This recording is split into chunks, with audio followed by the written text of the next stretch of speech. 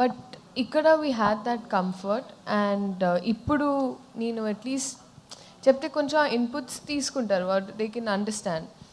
So ఆ పరంగా నేను చెప్పానని నేను నమ్ముతున్నాను. December 25th మీరే చెప్పాలి, నాకు ఫోన్ చేయండి తర్వాత.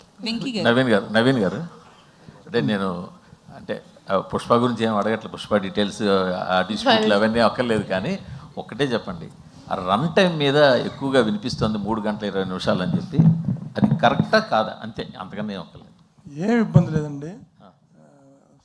ఆ రన్ టైం గురించి సినిమా చూసిన తర్వాత ఎవరు మాట్లాడరు. అది మీకు 2.5 గంటల సినిమాలాగా అయిపోతుంది. 100% కాన్ఫిడెంట్. అంటే 3 గంటల 20 నిమిషాలు 2.5 గంటలు అయిపోతుంది.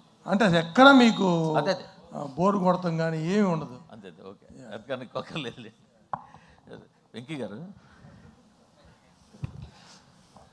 అంటే మీరు చలో మొదలెట్టినప్పటికీ ఇప్పటికీ చాలా మొత్తం చేంజెస్ వచ్చేసాయి, అది మీకు తెలిసే, అందరూ చెప్పుకునేది ఇది.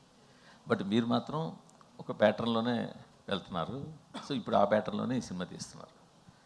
బట్ జనాలు చూస్తుంటే వాళ్ళు రెగ్యులర్ ప్యాటర్న్ సినిమాని అంత దగ్గరగా తీసుకుంటున్నట్టు లేదు.